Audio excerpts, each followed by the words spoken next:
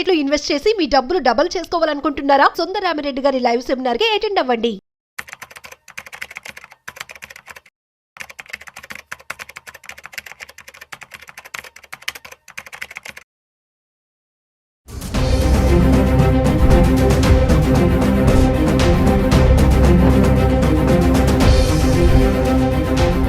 Hi hello నమస్తే, welcome back to Suman TV. ప్రస్తుతం మనతో పాటు ఉన్నారు స్టాక్ మార్కెట్ అనలిస్ట్ సుందరరామిరెడ్డి గారు. నమస్తే సార్. నమస్తే మేడం.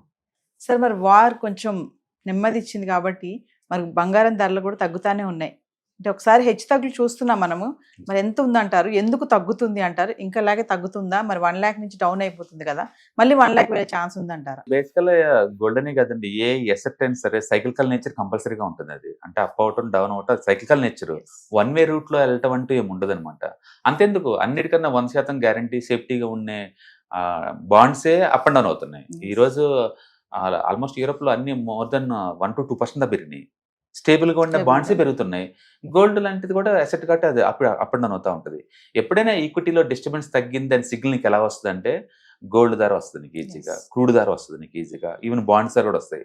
సో అందుకని ఒక ఎసెట్ క్లాస్ కి ఇంకొక ఎసెట్ క్లాస్ కి ముందు ఆ రిలేషన్షిప్ మనకు అర్థమైంది అనుకోండి, వాటిని అనలైజ్ చేయడం ఈజీ అవుతుంది అనమాట. సో ఇప్పుడు అమెరికా అండ్ చైనా వాళ్ళ టారిఫ్ వార్ని 90 days పోస్ట్పోన్ చేసుకున్నారు. ఇంతకుముందు 145% టారిఫ్ అనుకున్నారు కదా, ఇప్పుడు కాస్త 30K వచ్చేసింది అనమాట. అందుకని టారిఫ్ తగ్గుతున్నాయి కాబట్టి స్టెబిలిటీ వస్తుంది. అంటే టాక్స్ ఓపెన్ చేస్తున్నారు కాబట్టి ఇంకా ఫర్దర్ తగ్గే ఛాన్స్ ఉంది. కాబట్టి ప్రపంచవ్యాప్తంగా సప్లైన్స్ నెట్వర్క్ లో డిస్టర్బెన్స్ తగ్గుతుంది. రెండోది, పాకిస్తాన్ అండ్ ఇండియా వార్ కూడా అది కూడా ఆగిపోతుంది. ఆగిపోయేసరికి సేఫ్టీ ఎక్కువ అవుతుంది. సేఫ్టీ వచ్చేసరికి ఏంటంటే ఎక్కువ మంది అగ్రెసివ్ గా ఈక్విటీలో తీసుకుంటారు. ఎందుకంటే ఆ న్యూస్ తోటి బాగా డల్ అయింది కదా మార్కెట్, వాటిలో తీసుకున్న పొజిషన్స్. అంటే ఈక్విటీలో ఉన్న మనీ ఎక్కడి నుంచి వస్తుంది? గోల్డ్ లో కొంత అమ్మి దీన్ని షిఫ్ట్ చేస్తా ఉన్నారు. అట్లా ఒక ఎసెట్ క్లాస్ నుంచి ఇంకో ఎసెట్ క్లాస్ కి మనీ మూవ్ అవటం వల్ల వచ్చిన వాటితోటి ఈ బాగా అటు ఇటు షేక్అవుట్ అవుతుంది అనమాట. అండ్ రెండోది, ఈవెన్ సమ్మర్ కూడా అయిపోతుందండి, మ్యారేజ్ సీజన్ కూడా అయిపోతుంది. వరల్డ్ వైడ్ గా సెంట్రల్ బ్యాంక్స్ అన్ని కూడా ఇన్ఫ్లేషన్, వార్స్ అటు ఇటుతో డీల్ చేస్తూ ఉన్నారు. అండ్ గోల్డ్ 1,02,000 నుంచి అండ్ డౌన్ అయింది. డౌన్ అవటం ఇప్పుడు 96,000 దాకా వచ్చేసింది. అలాగని చెప్పేసి అదేదో కొలాప్స్ అవుతుంది అనుకోమాకండి. చాలా సోషల్ మీడియాలో ఏంటంటే 60,000 వస్తుంది, 70,000 వస్తుంది, ఇలా టామ్ చేస్తున్నారండి. Gold is a very stable asset అండి. అది ఈజీగా మళ్ళీ 1 lakh జరుగుద్ది. నేను అనుకోవటం ఏంటంటే 1,10,000 నుంచి 90,000 మధ్య నెక్స్ట్ 2 years అది రొటేట్ అవుద్ది అనుకుంటున్నాను. ఎందుకంటే సెంట్రల్ బ్యాంక్స్ ఇంత అగ్రెసివ్గా బై చేయటం మనం ఎప్పుడూ చూడలేదండి. ఇయర్లీ యావరేజ్ మీద 1000 టన్నులు కొంటాయి సెంట్రల్ బ్యాంక్స్. లాస్ట్ 3 సంవత్సరాల్లో సెంట్రల్ బ్యాంక్స్ అన్ని కలెక్టివ్గా 3,000 tons ఉన్నాయి. ఇంతకుముందు మన అలాంటి ఎవిడెన్స్ ఎప్పుడు లేదు. అంటే ఒకప్పుడు ఇన్వెస్టర్లే ఇన్వెస్ట్ చేసేవాళ్ళు, లేదంటే ఈటీఎఫ్స్, ఇన్వెస్ట్మెంట్స్ ఇలా వాటి రూపంలో కొనేవాళ్ళు. మొత్తం మీద ఇన్వెస్టర్స్ రిటైల్లో ఉన్నారు. బట్ ఇప్పుడు సెంట్రల్ బ్యాంకులు జాయిన్ అయినాయి. లాస్ట్ 3 సంవత్సరాల నుంచి ఎప్పుడైతే ఈ రష్యా యుక్రెయిన్ వార్ బిగిన్ అయిందో, రష్యాకి వాళ్ళ డాలర్ వాళ్ళ షిప్ సిస్టమ్ నుంచి వాళ్ళు డిస్కనెక్ట్ చేశారో అందరికీ అర్థమైంది ఇంకా డాలర్ అనేది ఫ్యూచర్లో ఉంచుకుంటే ఎప్పటికైనా డేంజర్ అనే విషయం. అందుకని వాళ్ళు కొంత అమౌంట్ని డాలర్స్లో ఉంచేసి గోల్డ్ షిఫ్ట్ చేస్తున్నారు. సెంట్రల్ బ్యాంక్ పాయింట్ ఆఫ్ లో అది గోల్డ్ పెట్టినా డాలర్ పెట్టినా పెద్ద ప్రాబ్లం ఉండదు అనమాట. అందుకని డీ డాలరైజేషన్ థీము వరల్డ్ వైడ్గా వినపడుతుంది. సెంట్రల్ బ్యాంక్స్ అన్ని కొంటున్నాయి. పర్టికులర్గా మనం చూసుకుంటే చైనా గోల్డ్ నిల్వలు కావచ్చు, ఇండియా కావచ్చు, రష్యా కావచ్చు, బ్రెజిల్ కావచ్చు, టర్కీ కావచ్చు, బీభత్సంగా ఉంటాయి గోల్డ్. ఎంత అంటే ఆల్మోస్ట్ లాస్ట్ డెకేడ్లో డబల్ చేసినాయి వాళ్ళ దగ్గర ఉన్న నిల్వల్ని, డబల్ చేసుకుంటూ వెళ్ళిపోతున్నాయి. ఇట్లా సెంట్రల్ బ్యాంక్ నుంచి ఇంత హ్యూజ్ డిమాండ్ ఉంటే గోల్డ్ ఎందుకు టూ మచ్ డ్రాప్ అవుద్ది? అందుకని అందరు అంటున్నట్టు 60,000 70,000 కాదండి. మొన్న పడినప్పుడు 96,000 దాకా వచ్చేసింది.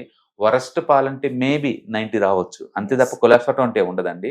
ఈజీగా 1 lakh చేరుద్ది. మళ్ళీ gold at the rate of 1 lakh అని మళ్ళీ యూట్యూబ్ లో అన్ని వీడియోస్ వస్తూ ఉంటాయి. అందుకని 1,10,000 అప్పర్ సీలింగ్, లోవర్ సైడ్ 90,000 మధ్య రొటేట్ అవుతూ ఉంటుంది. గోల్డ్ టూ మచ్ గట్టి, అది 3% పడిందంటే అంతే క్విక్ గా మళ్ళీ 2-3% రికవర్ అవుతా ఉంటది. అందుకు టూ మచ్ గా 1,000 పడే ఛాన్సే లేదు. వార్ ఇంపాక్టే కాకుండా ఇంకేముంటాయి సార్ ఇంపాక్ట్ గోల్డ్ రేట్ తగ్గడానికి పెరగడానికి? సెంట్రల్ బ్యాంక్స్ వాళ్ళు డాలర్ తగ్గించుకొని డాలర్ డబ్ చేసుకుంటూ గోల్డ్ లో మార్చుకుంటున్నారు. ఇప్పుడు ఇండియానే ఉంది అనుకోండి, ఎవ్రీ మంత్ యావరేజ్ మీద 5 tons కొంటుంది. అంటే వీళ్ళు కొంటున్నారంటే ఇంతకుముందు ఏం చేశారు? ఆ డబ్బుని వాళ్ళు డాలర్లో స్టోర్ చేసేవాళ్ళు ఇంతకుముందు. ఇప్పుడు డాలర్ కాకుండా గోల్డ్ తీసుకుంటున్నారు. అట్లా వరల్డ్ వైడ్గా ఉంది ఆ టెండెన్సీ. ఒక ఇండియా కాదు, ఒక టర్కీలో కూడా గోల్డ్ డబల్ అయింది వాళ్ళు లాస్ట్ డికేడ్లో. అంటే చైనా వాళ్ళు డబల్ స్టోర్ చేశారు లాస్ట్ డికేడ్లో. సో సెంట్రల్ బ్యాంక్ నుంచి డిమాండ్ వస్తుంది. అంటే డాలర్లో ఇది కొంత డబ్బు షిఫ్ట్ అవుతున్నట్లు లెక్క. అంటే మైనింగ్ యాక్టివిటీ కూడా తగ్గిపోయింది వరల్డ్ వైడ్గా, అంత వర్త్ కాదు ఇప్పుడు. అందుకని మైనింగ్ యాక్టివిటీ తగ్గడం వల్ల రీసైక్లింగ్ అవుతుంది, గోల్డ్ ఉన్నదే బయటికి రావాలి కదా, అట్లా డిమాండ్ పెరుగుతుంది. అండ్ వరల్డ్ వైడ్ గా ఇన్వెస్టర్స్ కూడా గోల్డ్ మీద ఎక్కువ ఇన్వెస్ట్ చేస్తున్నారు, ఇంతకుముందు లేదు అది. అండ్ థర్డ్ బిగ్గెస్ట్ మనం బుల్ మార్కెట్ లో ఉన్నాం. అంటే 2024లో అది almost 14 years cup and handle pattern breakout అయింది అనమాట. దాని టార్గెట్ ఎంత ఉంటుంది అంటే గోల్డ్ కనీసం నెక్స్ట్ డెకేడ్ లో కనీసం ఒక 5x వెళ్ళిపోయి ఎంత ఉంది అంటే యావరేజ్ మీద అది ఎవ్రీ ఇయర్ 15% పోయేలాగా ఉంది. అంటే గోల్డ్ మన ప్యాటర్న్ కనుక చూసుకుంటే ఒక 10 years బ్యాక్ తీసుకుంటే ఇయర్లీ యావరేజ్ మీద 10% కూడా వచ్చేది కాదు. లాస్ట్ 5 years కనుక చూసుకుంటే యావరేజ్ మీద 15% వచ్చేది. లాస్ట్ 3 years చూసుకుంటే యావరేజ్ మీద 18% వస్తుంది. లాస్ట్ ఇయర్ 30 దాకా వచ్చింది.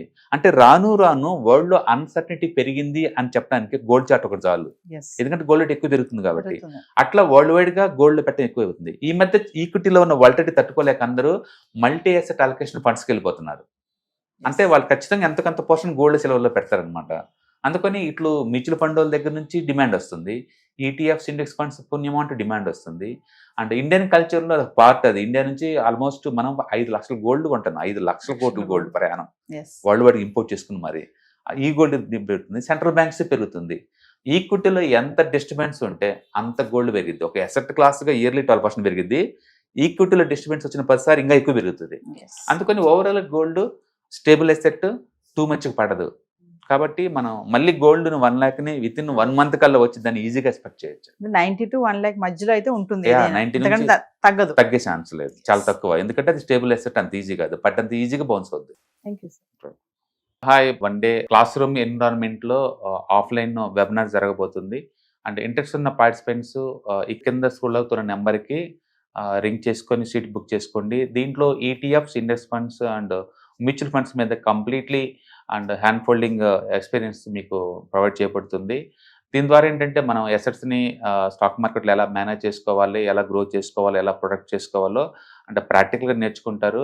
అండ్ మీ ఇప్పటి వరకు మనం ఆన్లైన్లోనే మీరు అటెండ్ అవుతున్నారు. ఇక నుంచి మీరు లైవ్లో క్లాస్ రూమ్ ఎన్విరాన్మెంట్లో నేర్చుకునే ఛాన్స్ దొరుకుతుంది. కాబట్టి ఇంట్రెస్ట్ ఉన్న పార్టిసిపెంట్స్ కింద స్క్రోల్ అవుతున్న నెంబర్కి పింగ్ చేసి సీటు రిజర్వ్ చేసుకోండి. Thank you.